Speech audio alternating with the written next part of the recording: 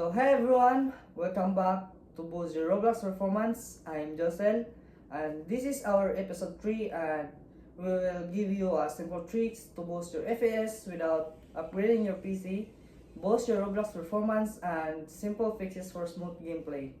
Hello everyone, I am John Patrick. Today's episode is for gamers who want smoother Roblox gameplay without buying a new computer.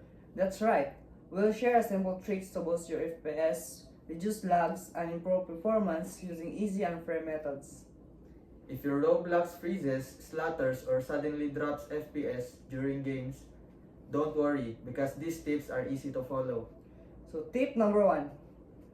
Our first tip is to close unnecessary background apps. Some applications continue running even when you are not using them.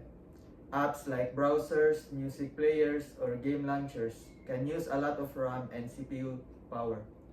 To check them, please Ctrl plus Shift plus K to open Task Manager. Then go to Processes tab and close the apps you don't need while gaming. Just avoid ending important system apps.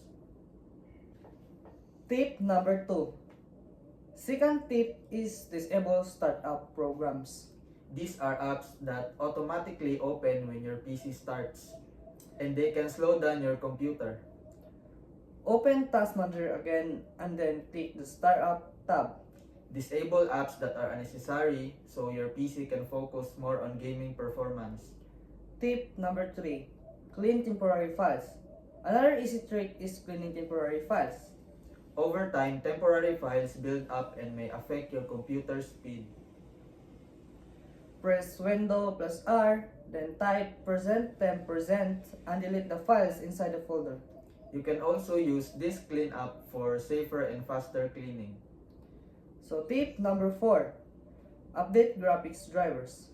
Updating your graphic drivers is also important. All drivers can cause lag, FPS drops, and screen stuttering. Visit the official Intel, Nvidia, or AMD website to download the latest drivers for your computer. Updated drivers can help Roblox run smoother and efficiently. So tip number 5. The last tip, which is lower Roblox graphics settings. Go to Roblox settings, set graphics mode to manual, and reduce graphics quality. Lower graphic means less for work for your computer, especially for low-end PCs and laptops. And those are the simple tricks to boost FPS without upgrading your PC.